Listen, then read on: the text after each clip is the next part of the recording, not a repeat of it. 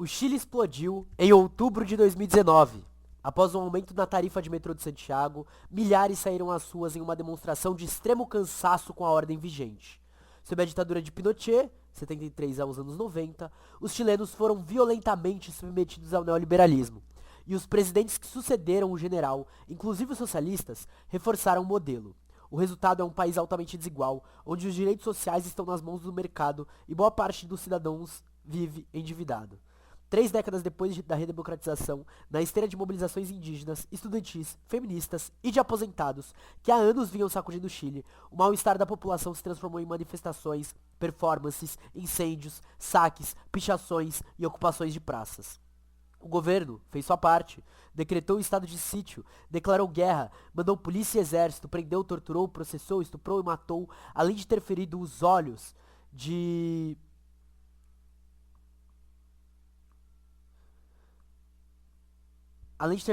mais de 400 cidadãos. Os grandes meios de comunicação, os meios que apoiaram o pinochetismo, tentaram deslegitimar o levante. Os partidos tradicionais, até mesmo os de esquerda, clamaram pelo reestabelecimento da ordem. Ainda assim, os protestos continuaram e se radicalizaram, encontrando freio apenas na chegada da pandemia e na convocação de uma convenção constitucional que promete enterrar a carta imposta pelos militares em 1980, ou pelo menos prometia. Por meio de uma contextualização minuciosa da revolta neoliberal e de entrevistas com participantes do que foi conhecido como Estallido Social, Chile, em chamas, disseca com pluralidade de vozes os motivos que levaram ao acontecimento político mais instigante do século XXI na América Latina. O enraizamento do movimento popular, as novas formas de organização, a profunda desconfiança dos cidadãos em geral à institucionalidade e o protagonismo das mulheres e dos povos originários oferecem caminhos de reflexão e ação para sociedades cada vez mais dominadas pelo conservadorismo e pelo avanço irrefreável do capital. Esse é um trecho do que está na quarta capa do livro Chile em Chamas, a revolta antineoliberal, pela editora Tinta Limão e pela editora Elefante.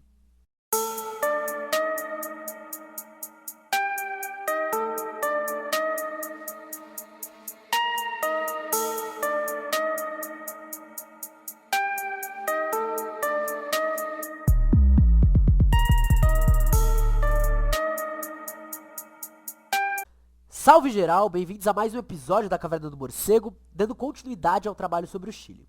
Não esquece de ajudar na divulgação, no feedback sobre o episódio, pra gente conseguir dar essa continuidade pro projeto. Além do projeto do podcast, a gente tem nossas lives de leitura e discussão, que acontecem lá no nosso YouTube, lives da Caverna do Morcego, além de uma produção de conteúdo aí para redes sociais mais específicas, como por exemplo o Insta e o Twitter, em @morcego_marcos_. Assim como nesse episódio, a terceira temporada inteira está disponível em PDF no nosso Drive do Mega. E assim como todos os projetos, vai estar com o link na descrição. E também está na bio das redes sociais para quem preferir. Para apoiar financeiramente nosso projeto, pode ser pelo Pix, podcastmorcego@gmail.com, ou pelo apoio, apoia.se/cavernamorcego. Além disso, o cupom segue rolando no site da Autonomia Literária, com 20% de desconto, usando a hashtag morcego na autonomia, tá bom? Então é isso, se prepara que lá vem pedrada.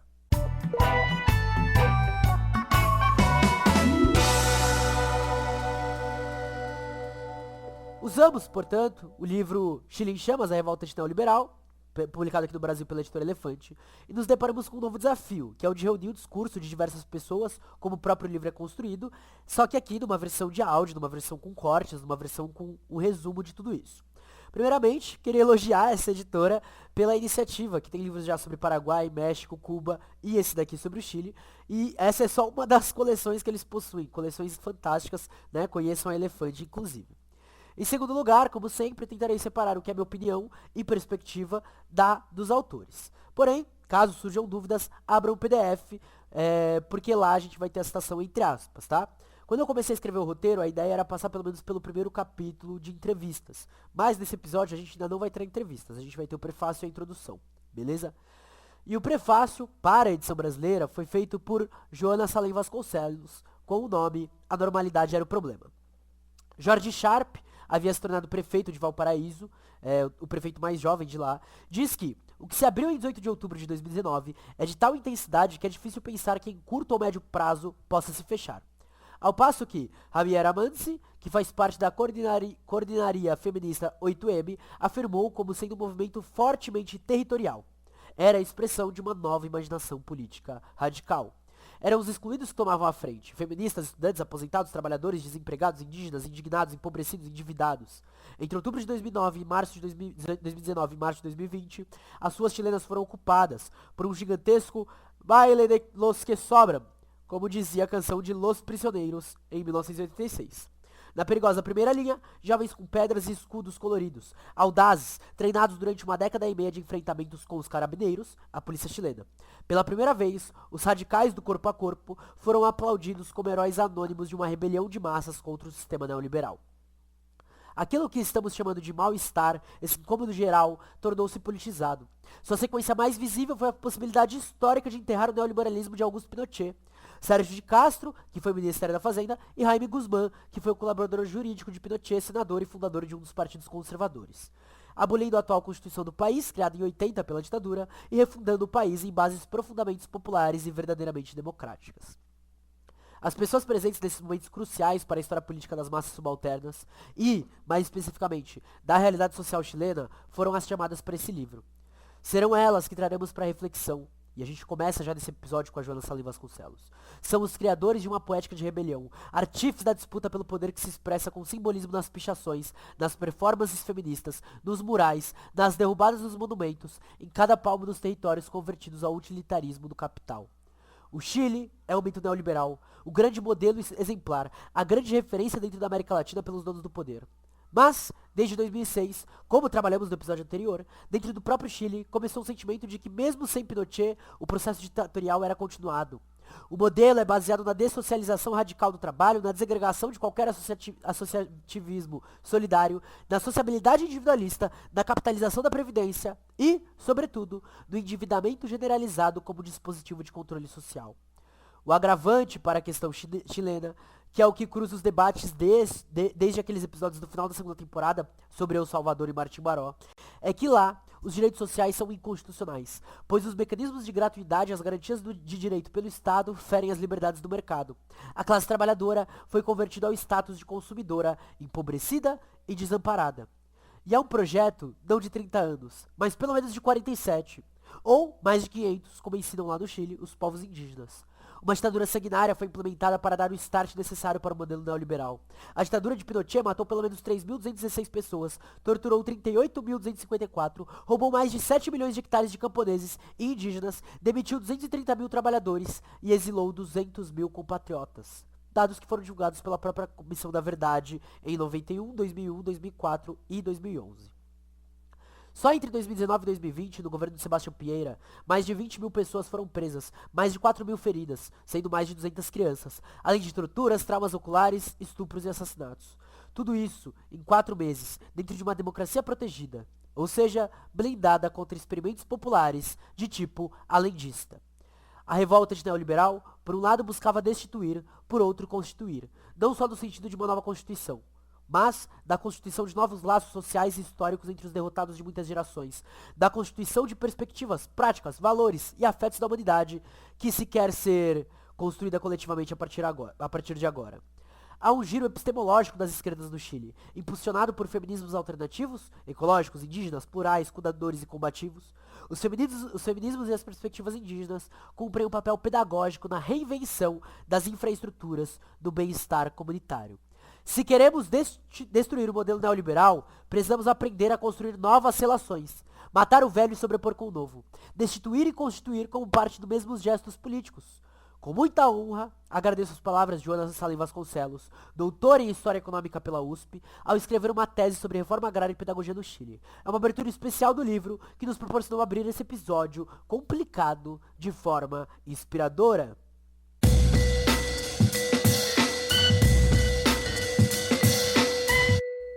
A introdução é apresentada pela editora Tinta Limão, que publicou na Argentina em 2021. Começamos, portanto, dessa parte, da revolta à Constituinte. Foi em 6 de outubro de 2019, um domingo, que entrou em vigor, em Santiago, um novo aumento de tarifas de metrô e ônibus, o quarto em menos de 2 anos. O grupo de especialistas responsável por regular o preço do transporte público na capital chilena decide que, a partir desse dia, deve-se pagar 30 pesos a mais para utilizar o metrô da cidade, que já é o mais caro da América Latina. Com isso, temos, já no início da semana, uma sequência de grupos indo para as estações para catracar e viajar de graça. Esses chamados são feitos pelas redes sociais por estudantes das denominadas escolas emblemáticas, escolas para alunos com melhores trajetórias acadêmicas, separando os estudantes após o protesto de 2006.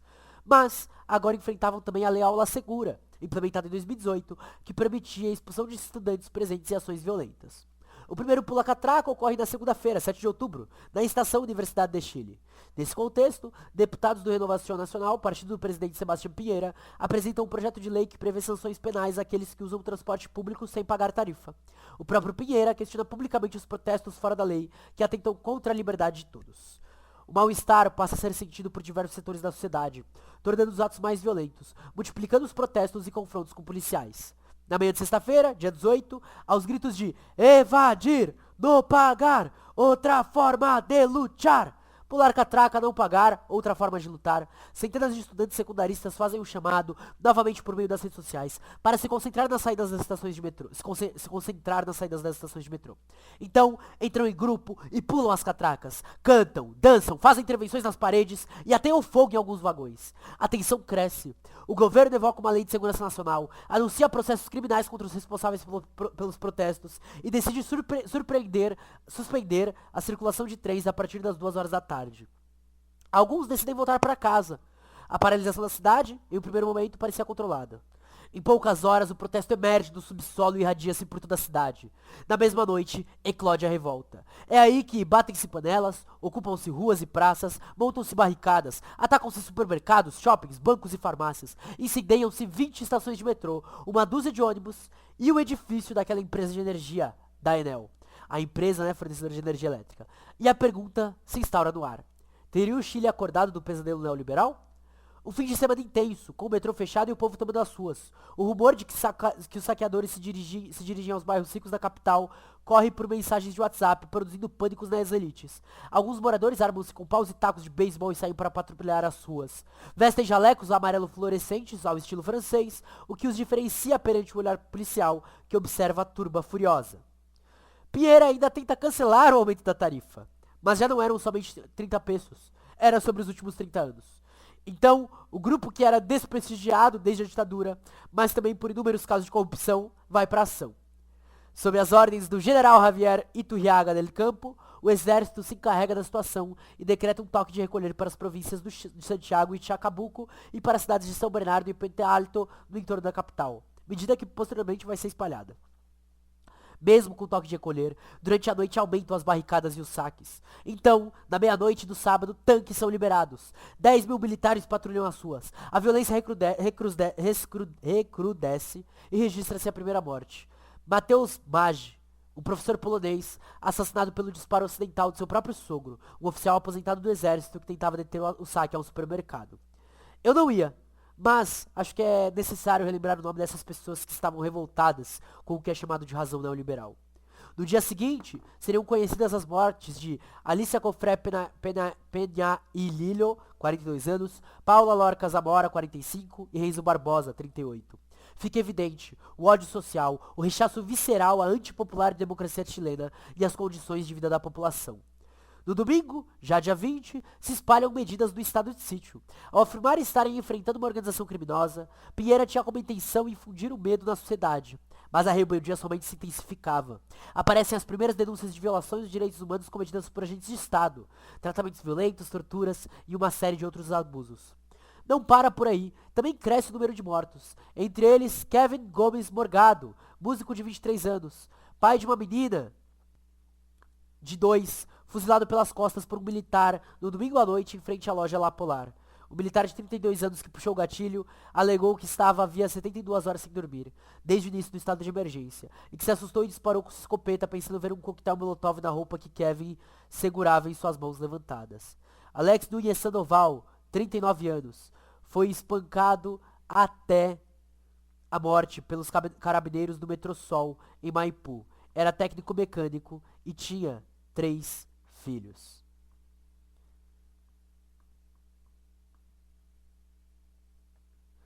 Enquanto isso, 4 pessoas, entre elas um jovem de 14 anos, eram torturadas e crucificadas na estrutura metálica da antena da 43ª Delegacia de Peñalolén, a leste de Santiago. Os corpos de Manuel Muga Cardemil, 59 anos, Andrés Ponce Ponce, 38, Joshua Osório Arias, 17, Julian Pérez Sanches, 51 e Luiz Antônio Salas Martínez, 47, aparecem carbonizados dentro da fábrica têxtil Kaiser em Renca, a 15 minutos do centro da capital. E o fim de semana se encerra de forma catastrófica para o governo, com um áudio da primeira-dama Cecília Morel viralizando, afirmando que o governo estava perdido e não tinha ferramentas para lidar com o que estava acontecendo. E encerra dizendo: por favor, mantenhamos a calma, contatemo-nos com as pessoas de boa vontade, aproveitem para racionar as comidas, vamos ter que reduzir nossos privilégios e compartilhar com os demais. A segunda, dia 21, terceiro dia do toque de recolher, os manifestantes convocam concentrações na porta dos canais de televisão para rechaçar a cobertura sensacionalista e criminalizante realizada pelos meios de comunicação tradicionais sobre um protesto social que se espalha, alcançando bairros abastados. Um tom festivo e fraternal era o que dava tom a essas mobilizações. A CUT, a Central Unitária dos Trabalhadores, convoca uma greve geral para quarta e quinta, mesmo com alguns movimentos querendo que a mobilização acontecesse antes. Mais uma série de mortes pelo exército e empresários, como a de Manuel Reboledo Navarrete, Romário Veloz Cortez, Miguel Uribe Antipani e José Miguel. Em uma varanda, uma mulher começa a cantar a música de Victor Jara, Te Recuerdo Amanda. A vizinhança emudece para escutá-la e depois aplaude efusivamente. Inclusive, ouçam, lembra muito aquilo que aconteceu na Itália durante a pandemia e em Portugal, tá? E aconteceu antes. Alguém registrou o momento com o celular e o vídeo é replicado inúmeras vezes pelas redes sociais. Os muros amanhecem pichados durante esses 5 dias de mobilização, com frases como: devolvam-nos a vida que nos roubaram, devem-nos 30 anos, não voltaremos à normalidade porque a normalidade é o problema, não era depressão, era capitalismo, até que a dignidade seja um costume, não é seca, é saque, se referindo às privatizações da água no Chile. Também é nesse momento que a bandeira dos Mapuche, a Uenufoye, aparece em peso nas mobilizações. É quando Pinheira começa a recuar, oferecendo migalhas e buscando reestabelecer a ordem pública. O INDH, Instituto Nacional de Direitos Humanos do Chile, fez a contabilização de pessoas com lesões oculares, assassinatos e pessoas que sofreram lesões, comparando com um método repressivo inovador, que tem, no entanto, um antecedente. Entre 87 e 93, fora posto em prática pelo exército israelense contra o povo palestino. E tanto lá como no Egito, na Primavera Árabe de 2011, tiveram menos pessoas com tal lesão do que no Chile.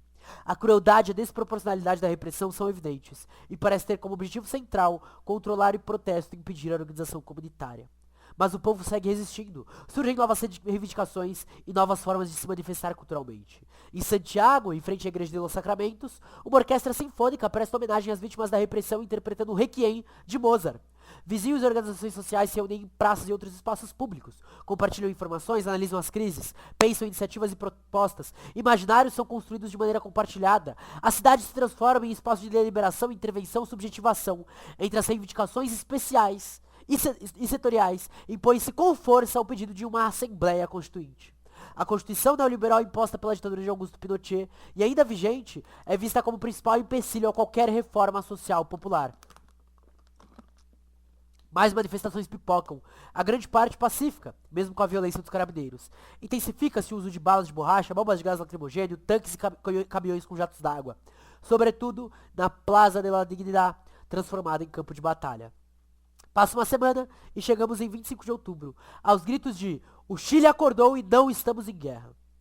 Cerca de 4 milhões de pessoas em movimento pelo país. Já não havia mais uma pessoa de referência. O movimento se tornou com influência. Então o presidente suspende o toque de recolher e o estado de sítio. Começam atos focados em destruição de estações de metrô, além de saques. Carla Rubilar, nova comunicadora oficial do governo, atribuiu a uns poucos guerrilheiros, mas em pouco tempo fica claro que o chamado destruição tem sua origem em grupos de ultradireita com reminiscências pinochetistas. A organização fascista Pátria e Liberdade assume as ações por esses atos.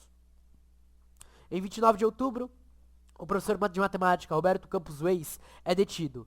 Como exemplo, assume uma pena absurda.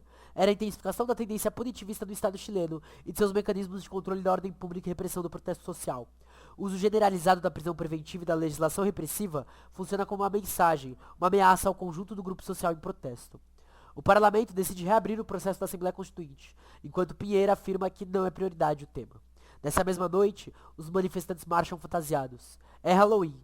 No dia seguinte, dia de finados, centenas de mulheres vestidas de preto se mobilizam até o Palácio Presidencial de La Moneda e homenageiam as vítimas da repressão pedindo justiça. Durante o feriado, a população se agita, com atos de solidariedade e um bicicletaço no domingo, inclusive em bairros ricos e no bairro do próprio presidente. As organizações sociais e sindicais planejavam uma super segunda-feira de manifestações pacíficas. Avizinhava-se, porém, uma das jornadas mais violentas desde o início dos protestos. As aulas não voltavam, estudantes fugiam e ocupavam as escolas. O prefeito de Santiago, Felipe Alessandri, decide por dar encerrado o ano letivo em 2 colégios emblemáticos. Então os carabineiros começam a invadir e atirar em estudantes e campos universitários. Os bairros ricos também são invadidos. Um dos pontos de concentração do protesto é o Costanera Center, o maior shopping da América Latina, orgulho e símbolo do neoliberalismo chileno. Barricadas são erguidas, bancos, supermercados e empresas saqueados. Partidos de direita começam a sofrer ataques em suas sedes. O governo apoia no parlamento a votação de uma série de leis de caráter repressivo que buscam criminalizar o protesto social. Até a metade de novembro, será um cenário violento e repressor. As sujeitas e os sujeitos da revolta eram heterogêneos, disputando o território social. É quando Acabe, aquele famoso 1213, né, a expressão All Cops are Bastards, expressa em gritos e ações cotidianas da luta, ganham expressão em gritos e nas ações cotidianas da luta social. Com o objetivo de impedir o avanço dos carabineiros rumo ao centro da manifestação, a primeira linha se organiza conforme funções muito específicas e frequentemente de forma rotativa. A divisão espacial, as práticas de cooperação e o cuidado entre desconhecidos ocorrem de um modo mais ou menos espontâneo, sem condução nem líderes. Há os que lançam pedras, com atiradeiras ou com as mãos. Os mineiros, munidos de picaretas que despedaçam os meios-fios e as lajotas das calçadas. Os que recolhem essa munição e as entregam aos atiradores. Os que, com luvas, anulam as bombas de gás lacrimogêneo em baldes de água com bicarbonato de sódio ou as lançam de volta na direção da polícia. Também estão presentes os provedores de máscaras de mergulho e outros equipamentos de proteção e os que hidratam e alimentam aqueles que estão na linha de frente. Enquanto menos de 10% da população continuava apoiando o presidente, o governo se apressa e em 15 de novembro propõe ao Congresso a assinatura do Acordo pela Paz e pela nova Constituição. Iniciativa que tende a canalizar o conflito social para um processo constituinte controlado pela elite política e econômica do país. A esquerda, institucionalmente, acaba invertendo essa posição e perdendo o controle do processo. A desorientação se torna perigosa 2 semanas depois, quando o Frente Amplio, que é essa frente ampla de esquerda, não falamos aqui de frente única, tá? Estamos falando de frente ampla, uma frente ampla igual foi feita aqui no Brasil, e não uma frente única igual foi feita na França, igual a Rosa e o Gramsci discutem do passado. O Frente Amplio apoia então o pacote de medidas repressivas destinadas a desarticular o conflito em curso, decisão que desencadeia uma crise interna.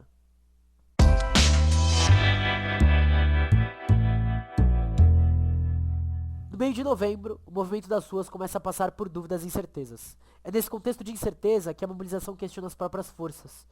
Mas é também quando o movimento feminista produz um corte radical que oxigena a imaginação política e dá novo impulso à rebelião.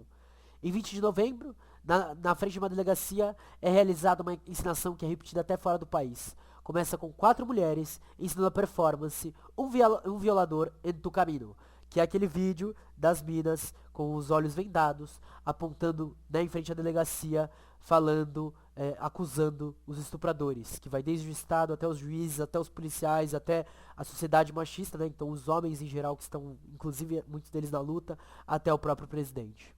Posteriormente, são coletivos acusando a violência machista de juízes, policiais, Estado, do presidente, tendo como inspiração trabalhos como o da Silvia Federici e também da Rita Segato.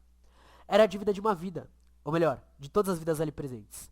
O feminismo é também uma chave de leitura da mobilização, sobretudo quando aborda os problemas vinculados à precarização da vida e dos cuidados. Em dezembro, são advogados e famílias que tiveram presos políticos que oxigenam a mobilização. Um ano depois do início da mobilização, ainda haverá no Chile mais de 200 pessoas encarceradas por causas vinculadas a esses protestos. A questão constitucional permanecia aberta, e em 6 de dezembro o processo começa a avançar. Para tanto, propõe-se o rito institucional, que deverá iniciar-se com plebiscito nacional, convocado por decreto supremo do presidente da República. Esse plebiscito dirá se o povo, primeiro, é favorável ou contrário à redação de uma nova Constituição, e, depois, se esse processo deve ser conduzido por uma convenção constitucional mista, ou seja, meio a meio por membros do atual Congresso e por constituintes eleitos exclusivamente para a convenção, ou por uma nova convenção constitucional, né? Então, formada por pessoas que seriam ali constituídas para esses cargos. O desafio se transformava, não era somente a negação da Constituição anterior, mas como promover uma nova Constituição, diferente de tudo aquilo que havia sido construído contrário ao neoliberalismo.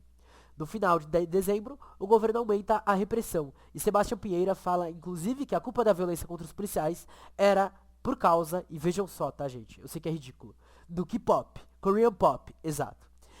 O foco desse último ato é a ocupação da Praça da Dignidade, em 20 de dezembro, por mais de 1.000 carabineiros. Mas, no último dia do ano, a praça é recuperada e se torna uma festa e um ritual coletivo. Mas é isso. Entram de férias, né? E só em março de 2020 que as mobilizações retornam com força. Principalmente porque o plebiscito constituinte estava marcado para 26 de abril. O março causava medo em alguns grupos do Chile. Outros chamavam ele de um super março. O mês, porém, começa com uma tragédia. Os carabineiros assassinaram Christian Valdebenito, 48 anos, na Plaza de la Dignidad, atirando-lhe contra o rosto, a queima-roupa, uma bomba de gás lacrimogêneo. As elites começam a ir contra o plebiscito, alegando clima de guerra. Mas algo pega todo mundo de surpresa. O início da pandemia e um novo estado de sítio decretado. O governo restringe o direito de reunião, limita a circulação de pessoas e declara um toque de recolher. O exército volta para as ruas e derruba os símbolos de luta que estavam ali ainda. Então começam as redes de apoio e cuidado entre os próprios setores marginalizados. A Constituinte é empada para o final de outubro, mas o mês é marcado pela violência policial de um lado e de outro um aumento da indignação, principalmente com o vídeo de um policial empurrando ponte abaixo um jovem de 16 anos. A raiva represada, somada aos meses de isolamento da quarentena, explode em 18 de outubro, quando a rebelião de 2019 completava o ano. As ruas voltam a ser tomadas por uma festiva mobilização popular, que dissolve o impasse político sanitário e pressagia a vitória do dia 25.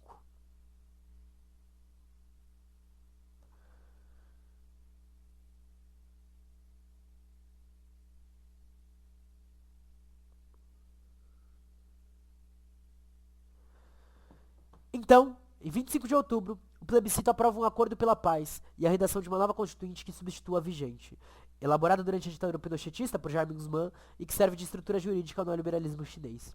A expectativa era de que em abril de 2021 fossem eleitos os 155 constituintes, e eles teriam entre 9 e 12 meses para redigir uma nova carta constitucional. Por causa da pandemia, a votação acontece só em 15 e 16 de maio. Era a primeira vez que haveria uma divisão paritária entre homens e mulheres, além de cadeiras reservadas para setores dos povos indígenas. A esquerda começa a pensar em estratégias para dominar o processo. A direita consegue aglutinar 5 forças em torno do projeto de Pinheira.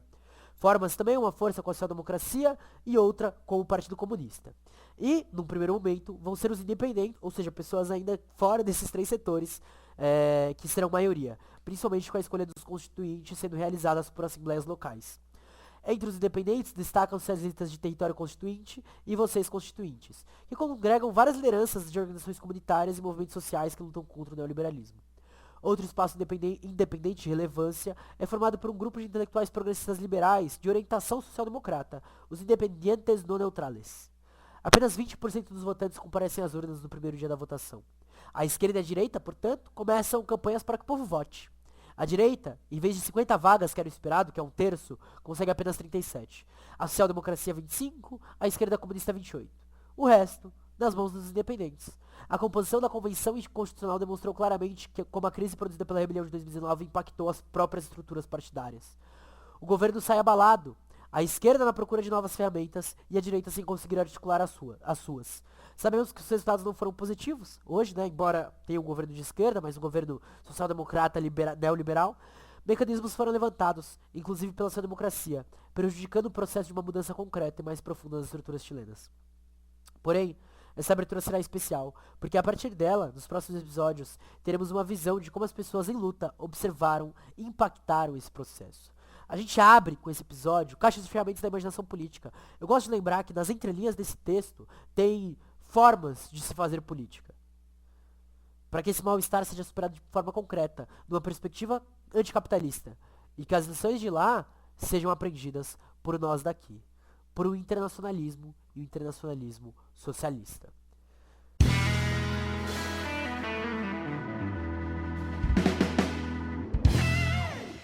Bom, galera, sem palavras para agradecer a presença geral, muito obrigado mesmo. Espero que vocês tenham curtido o episódio, foi um episódio bem interessante de se construir. Tô curioso, inclusive, pelo que vem nos próximos, tá? Eu ainda não sei exatamente como vai sair, mas queria lembrar vocês de acompanhar os outros projetos, verem nossos vídeos, nossas lives, tá ligado?